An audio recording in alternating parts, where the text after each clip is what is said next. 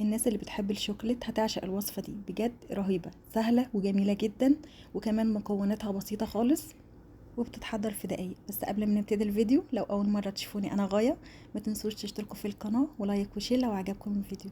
ويلا نسمي الله ونصلي على الرسول عليه افضل الصلاة والسلام، وتعالوا نشوف عملنا الحلو اللذيذ الجميل ده ازاي.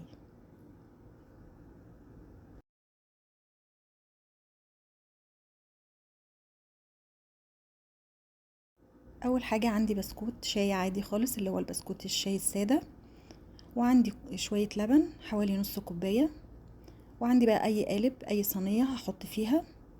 بعد كده هنزل البسكوت في اللبن كده واطلعه، بس بسرعة، واللبن مش دافي ولا حاجة، لبن بارد خالص من التلاجة، ما فيهوش اي حاجة ولا سكر ولا اي حاجة. بس هغمس البسكوتة كده واطلعها بسرعة ارصها في الصينية بالشكل ده كده، وهكمل كل الصينية بنفس الشكل.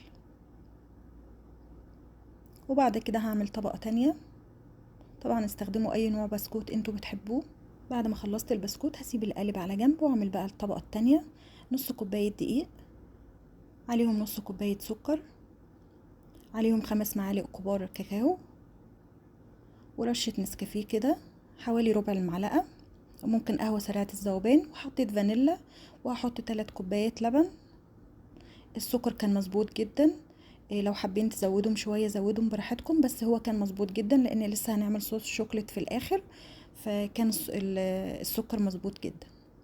هقلبه كده على البارد كده لحد ما يدوب كده، وبعد كده هحطه بقى على النار وافضل اقلب فيه كده عشان ما يبقاش فيه كلاكيع دقيق ولا حاجة.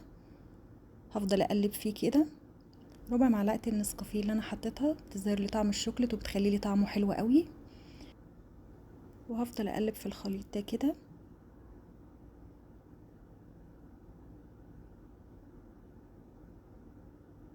لحد ما يوصل عندي للشكل ده. شايفين شكله بقى عامل ازاي؟ خلاص ما عادش فيه اي دقيق باين، كله خلاص اختفى. بعد كده بقى عندي 3 مكعبات زبدة كده كبار، وهحط كام حتة شوكليت كده، ودي اختياري بس هي بتدي لها طعم حلو قوي. وهقلبهم كده لحد ما الشوكليت والزبدة يدوبهم خالص.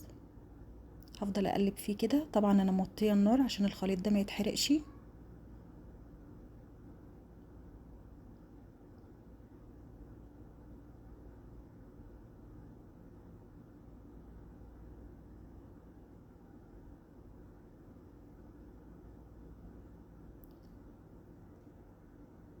وهفضل اقلب فيه لحد ما يعمل عندي فقاقيع كده بالشكل ده كده، يبقى هو كده خلاص. هاخده بقى على طول واحطه على البسكوت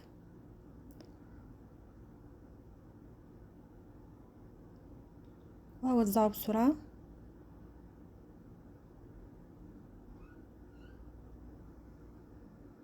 وبعد كده هحطه بقى في التلاجة واعمل الطبقة التالتة.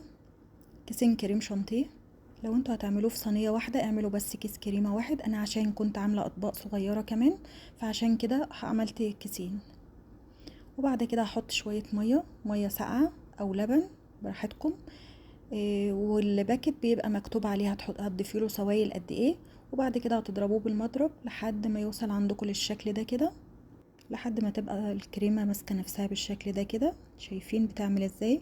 وبتعمل فوم كده. بعد كده هوقف ضرب. بعد كده بقى هحط الكريمة على الخليط اللي انا كنت عاملاه كده. حابين الطبقة تبقى سميكة براحتكم، حابينها تبقى رفيعة برضو براحتكم، اللي انتوا حابينه اعملوه. هبتدي اوزع الكريمة كده،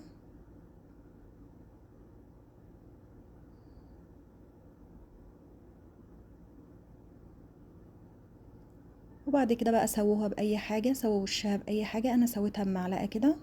وبعد كده هدخلها التلاجة اما اعمل صوص الشوكولات. صوص الشوكولات بقى اقتصادي وبسيط جدا. في الخلاط هحط كوباية سكر، 4 معالق كاكاو، وكوباية لبن. انا كنت عاملة مقدار كبير، انتوا ممكن تعملوا نص المقدار ده بس. وكوباية زيت، هكتب لكم المقادير اللي هو النص بس. وبعد كده هضربهم بقى في الخلاط.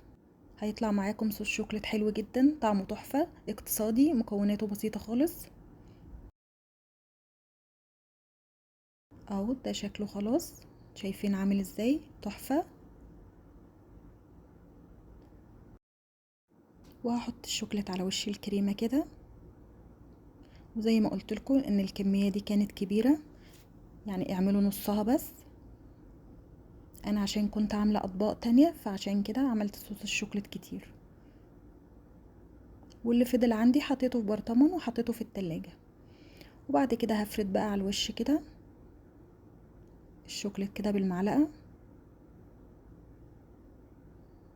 وعشان ما تتعبكوش في الفرد خلوا الكريمة تسقع كويس في التلاجة، وما الكريمة تسقع كويس حطوا عليها صوص الشوكولات عشان ما تتعبكوش في الفرد كده. وبعد كده بس حطيت على الوش شوية شوكولات مبشورين كده وشوكولات بيضة كده بس للتزيين، وده براحتكم، ده اختياري. طبعا بقى حطوها في التلاجة تسقع شوية، حابين تاكلوها على طول براحتكم. انا ما استنناش بصراحة، كلنا منها على طول. الولاد عندي ما استنوش.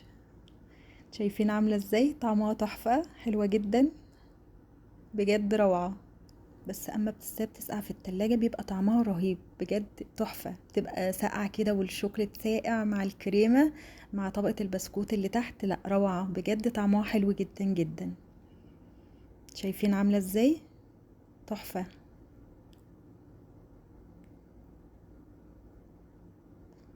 وده بقى عملت اطباق كده، طبعا قدموها بقى بالشكل اللي انتوا حابينه. ممكن تقدموها في صينية كده او تقدموها في اطباق صغيرة كده براحتكم، اللي انتوا حابينه اعملوه، بس طعمها روعة. اتمنى الوصفة تكون عجبتكم وجربوها وقولوا لي ايه رأيكم فيها، واستنوني ان شاء الله في فيديو جديد. اشوفكم على خير.